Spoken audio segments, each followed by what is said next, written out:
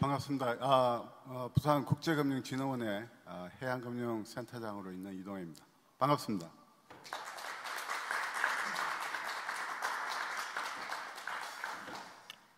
오늘 일정이 좀 늦어져서 저도 이 강의 내용을 보면서 많은 가르침을 받았지만 또 동시에 저도 이 강의를 통해서 여러분과 좀 많은 이야기를 좀 하고 싶었지만 키워드 중심으로 해서 최대한 서울에서 오신 손님들도 많은데 점심시간이 너무 늦어지지 않도록 최대한 노력하도록 하겠습니다. 저는 산업은행에서 선박금융을 주로 담당을 했습니다. 그래서 마치고 난 다음에는 고려대에서 연구를 하고 지금은 부산국제금융진흥원에서 해양금융을 우리 부산에 특화된 금융상품으로 좀 내재화시키기 위해서 그렇게 노력을 하고 있습니다.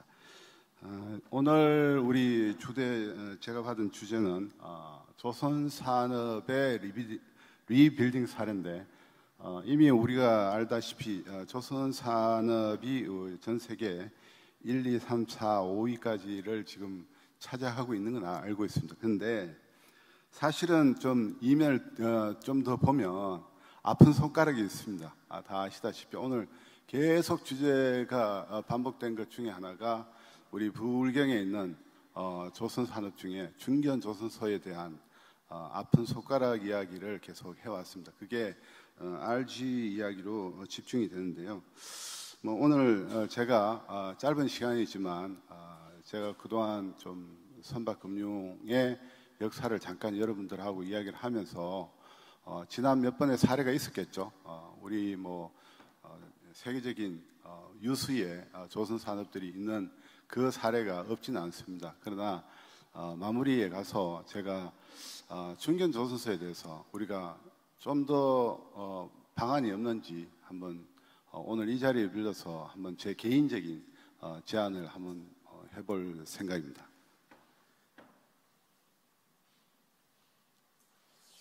우선 오늘 순서는 저희 해양금융센터를 8월에 개소했습니다. 그래서 한번 소개를 드리고 그동안의 역사 그리고 리빌딩 사례 마지막 제언으로 마치고자 합니다.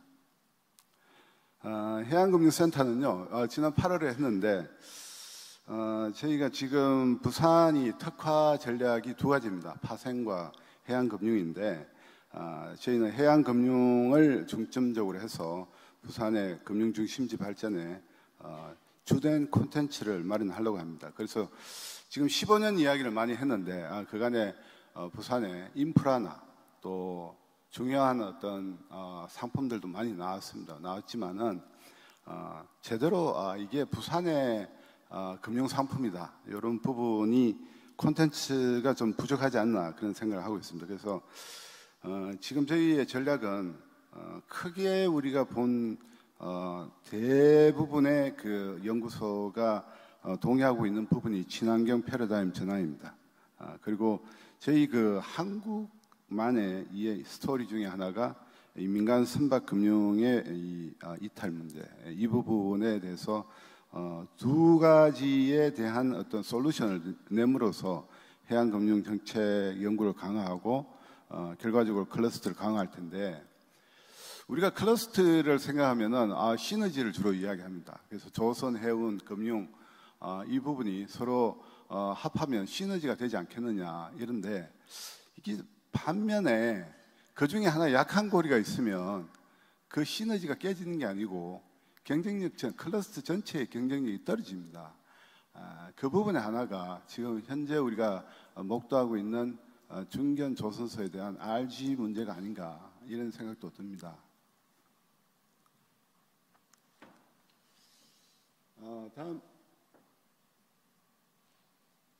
다음은 저희 잠깐 우리 선박금융 관련해서 한번 이야기를 해보도록 하겠습니다. 저희 선박금융은 사실은 예전으로 돌아가면은 주된 마지막 우리 눈길을 주는 쪽은 조선입니다. 저희가 계획조선 시대를 이야기를 해보면 70년대 오일 쇼크 이후에 조선에 수주가 안 들어오고 그래서 5개 해운사를 지정해서 우리나라 5개 조선사에 이 발주를 하면 산업은행이 90%까지 돈을 지원해 주겠다 그렇게 이야기를 했습니다. 그래서 그동안 주로 이제 일본의 중고 선박을 구매해오던 우리 해운업에 계획조선을 통해서 국내 조선을 하도록끔 했고 수출입은행은 원래 이 수출 선박에 대한 연불 수출 또한 ECA 금융을 했죠. 90년대 와서 저희가 이제 산업이 본격화되고 많은 선박 금융이 일어나고 있습니다. 저희 그 해운업을 가지고 소위 이제 전 세계적으로 이제 이 활발한 해운업에 나누어 보면 해운업만 하는 나라가 있고 우리 좀 화주업에 좀 구분되는 그런 해운업을 하고 있습니다. 그래서 특히 저희 이제 코가스나 가스공사나 한전 같은 또 포스코 같은 대형 화주를 위주로 한 선박 금융이 대규모 일어납니다. 이때 90년대에 많은 외국계들도 저희 선박 금융 시장에 들어와서 자리를 잡습니다. 그런데 외환 위기가 터졌죠. 터져서 많은 배들이 팔려 나가고 또 저희는 달러 부족으로 선박 금융이 안 되는 그런 시기입니다. 그때 이제 수출입은행에게도 국내 해운사에 대해서 스트럭처드 파이낸스를 좀 해달라 그렇게 했습니다. 그리고 알다시피 선투법을 제정해서 코마프나 선박펀드가 태동이 됐죠. 2004년, 2007년은 그야말로 부흥기였습니다. 차이나 이펙트로 이 조선도 화랑이고 해운도 화랑이었죠. 아시다시피 2008년도 미국발 금융위기 이후에는 그야말로 이제 위기에 직면해서 저희가 많은 솔루션을 냈습니다. 캠코, KDB가 선박펀드를 출범시키고 또 해양보증보험 또 해양금융종합센터 그리고 한국선박해양 많은 기구들을 만들고 중점적으로는 한국해양진흥공사를 2018년도에 설립을 했습니다. 제가 이 이야기를 하는 중에 여러분도 아시겠지만 중요한 것은 조선과 해운의 상생을 하는데 저희 같이 정부에서 본원적으로 저희가 자금이 부족한 국가에서 일석이조 소위 해운을 지원함으로써 조선을 지원한다라는 조선 해운 상생 정책 금융이 쭉 뿌리를 가지고 있습니다. 그것이 우리가 다른 일본이나 중국 또 유럽계와 구분되는 그런 내용인데요. 그래서 위기가 도래하면 보통 이 산업이 괜찮으면은 각자 열심히 도생을 하고 위기가 오면 바로 정부가 나서서 정책금융을 통해서 해운과 조선을 상생 지원을 해왔던 그런 역사를 보여줬습니다. 그런 내용들을 제가 이렇게 도식을 했는데 결국 해양 산업의 상생 지원을 위해서는 해양 금융의 경쟁력과 항시성이 필요하다. 지금 아시다시피 친환경 파고가 오고 있습니다. 그래서 많은 사람들이 조선에는 기회다. 큰 사이클이 온다. 그러나 해운에게는 도전으로 볼 수밖에 없습니다. 해운 산업이 어떻게 친환경 선대 전환을 잘 하느냐에 따라서 미래 경쟁력이 결정이 될 것입니다. 그러면 부산의 선박 금융은 어떠냐? 여기에 해양 금융이 특화할 수 있는 기회가 될 수 있겠다라는 생각을 합니다. 지금 많은 배들이 이 선대 전환을 기다리고 있습니다. 지금 에이징이 15년, 20년 된 요 21% 구간, 요 구간하고 그 전 구간, 20년 이상 구간, 전체적으로 한 35%의 선박들이 조만간에 선대 전환을 해야 되는 그런 상황입니다.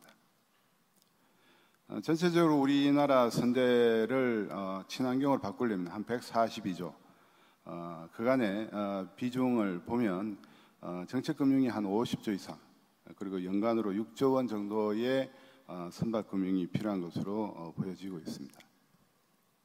그런데 문제는요, 지금 정책금융 비중이 많이 높다는 이야기를 많이 하는데 또 한 가지 우리가 많이 이야기를 할 수밖에 없는 게 특히 선박금융의 전문 데스크가 소멸되고 있다. 그래서 실제로 이게 일감이 나도 이 선박금융이 잘 될 수 있을까 이런 어떤 의구심이 들 수밖에 없습니다. 그러면 아까 우리가 선박금융 공급 쪽을 많이 이야기를 했는데요. 수요 쪽을 한번 볼까요? 수요 쪽에 제가 이 이야기를 한 것은 제가 그 산업은행 들어오고 난 다음에 해운 쪽을 계속 봤지만 해운업이 지금과 같은 부채 구조를 가진 적은 없습니다. 지금 요 보시면은 해운 상장업 부채 비율 평균이 22년 9월 지금은 더 떨어졌습니다. 56%입니다. 56%. 과거 우리가 해운업이 부채 비율 200%를 맞추라 뭐 그런 어떤 재무구조 개선 그런 기획도 하고 있는데 지금은 이 이야기를 하면 해운업은 반도체, 소프트웨어, 헬스케어 이런 정도의 부채 비율을 가지고 있는 소위 말해서 상전이 벽해가 된 그런 상황입니다. 그래서 지금은 이제 수요자 입장에서 보면은 말하자면은 돈이 있는 그런 상황이죠. 그런데 어떻게 하는가 보면요, 대부분의 선박들은 아직까지 본격적인 이 친환경 투자보다는 아직까지 좀 보고 있는 웨이트앤시하는 그런 전략을 견지하고 있습니다. 나쁜 전략은 아니죠. 먼저 매를 맞기보다는 남들이 어떻게 하는지 보고 아주 경제적으로 발빠르게 움직이면 됩니다. 그러나 사실은 이 친환경의 적기를 놓쳤을 때는 어떻게 될 것이냐. 개별적으로는 잘 하는데 친환경의 적기 투자를 놓쳤을 때 한국 해운 선대 전반의 경쟁력은 어떻게 되느냐. 요건 또 다른 문제가 될 수가 있어요. 영업적으로 경제적인 활동을 하는 해운사에게 비경제적인, 지금 당장으로 보면 비경제적인 친환경 투자를 해라. 여기에는 좀 더 정책적인 고려가 필요합니다. 그래서 좀 더 이 조세 특례라든지 이런 부분에 새로운 솔루션을 연구하고 있는 중입니다. 리빌린 사례 잠깐 보겠습니다. 뭐 우리 해운 재건 3대 추진해서 선대 확장을 해야 된다 해서 24억 불 선박 신조 지원 프로그램을 만든 바 있습니다. 그래서 이 프로그램에 따라 가지고 우리가 지난 마지막 그 해운 침체기 그야말로 길고 긴 2008년 말 2009년부터 하면 10년의 장기 침체 기간의 마지막 단계에서 저희가 이 24억 불 신조 지원 프로그램을 만들었습니다. 이거는 이제 정부를 주도로 해서 산업은행, 수출입은행 그리고 자산관리공사 이렇게 메인이 돼서 선순위는 일반 금융기관이 하되 나머지 후순위 쪽을 정책금융기관이 따는 거로 해서 시작을 했습니다. 그리고 선순위에도 혹시 들어오지 않을까 싶어서 K-슈어 소위 무역보험공사가 보증을 하는 그런 스킴이 되었습니다. 그래서 두 건의 리빌링 조선 지원을 했죠. 여러분 아시다시피 오아시스가 바로 100m 앞인데 진짜 물 한 모금이 필요한 그런 시기에 금융이었습니다. 그래서 이때는 사실 HMM이 현대상선이라는 이름을 가지고 있을 때였는데 4억 불에 5척 유조선 금융을 했습니다. 보신 바와 같이 당연히 이제 미국계 은행이 선순위에 들어오고 저희가 후순위를 했습니다. 그 바로 이어져서 구주노선 12척 그 초대형 23K가 있지만은 16K TU 8척에 대해서 똑같은 프로그램을 이용해서 했는데 무역보험공사가 좀 빠져나가고 대신에 해양진흥공사가 선순위 보증을 했습니다. 같은 구조입니다. 제가 오늘 이제 이야기하고자 하는 것은 이제 아픈 손가락 이야기를 다시 돌아갑니다. 뭐 잘한 거는 잘한 거고 우리가 아픈 손가락에 대한 솔루션을 좀 이야기를 해보는 그것의 하나로 제가 이런 이야기를 한번 해보자 합니다. 사실은 이제 그 조선공업 진흥법이라는 게 있었습니다. 원래 있었는데 67년도에 제정이 됐죠. 그게 이제 WTO 체제가 되면서 조선업이라는 특정 산업을 지원하는 것은 좀 곤란하다 해서 공업발전법이라고 해서 좀 바꿨습니다. 근데 그 공업발전법도 좀 너무 특정적이다 해서 산업발전법을 제정하고 조선공업진흥법은 86년도에 폐지가 됐습니다. 제가 왜 이 법 이야기를 하냐 하면은 지금 이제 그 건설산업 기본법이라고 있습니다. 건설업은 공제가 있습니다. 공제가 60년도 비슷한 시기죠. 2억 원의 자본금을 출발해서 지금 6조 6천입니다. 지금 건설 공제가 보장하고 있는 게 167조 원 가까이 됩니다. 그래서 물론 이제 WTO 컨선에서 보면은 국내 건설업에 대해서 뭐 WTO가 컨선할 부분은 아닙니다. 다만 제가 이야기한 것은 조선 공제가 이제는 친환경의 시대를 맞이해서 친환경 선대 전환을 위한 조선산업지원법이 만들어져서 사실은 이제 건설공제회도 건설산업기본법의 54조에 근거를 합니다. 그래서 근거법 없이 우리가 조선공제조합을 설립할 수는 없기 때문에 그런 어떤 법제를 해서 제가 보기에 지금 현재 등록된 조선사가 참여하면은 쉽게 뭐 크게 어렵지 않게 한 3천억 정도의 이 공제조합이 설립이 되고 원래 공제조합이라는 것이 보험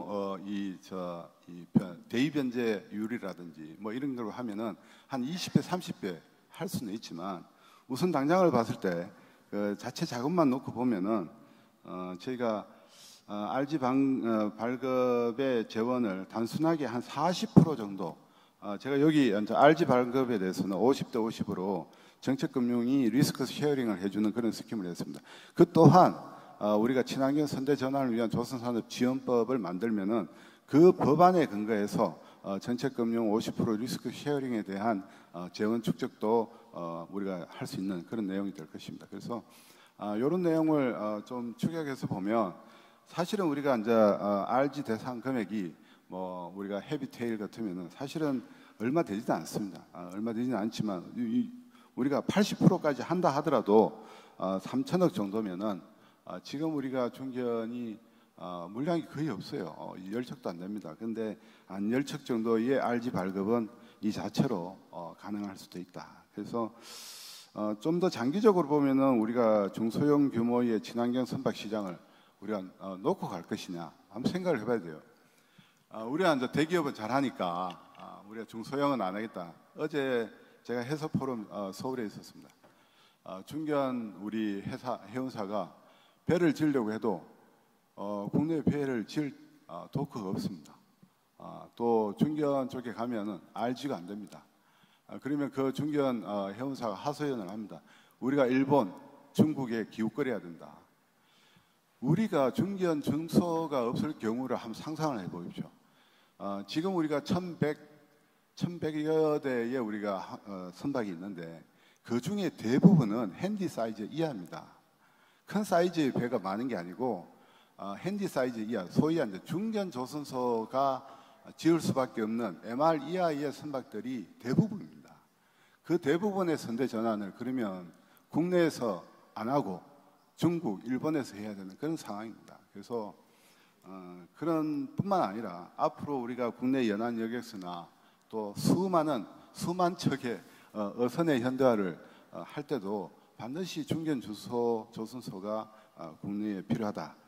그런 어떤 문제점을 가지고 제 개인적으로는 지금이야말로 친환경 선대 전환을 위한 조선산업지원법이 지금 부산에서 좀 이야기가 돼서 국회를 통해서 조속히 이루어지면 거기에 기반해서 조선공제조합이 설립이 되고 국내 건설 공제조합이 167조 원의 보정 사업을 하고 있습니다.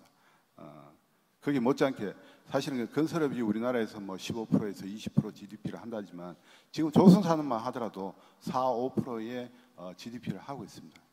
그런 전제하에서 이런 내용들이 좀 논의가 되고 좀 더 디테일하게 이 진전이 되었으면 하는 그런 내용을 보고를 드립니다. 이상입니다. 감사합니다.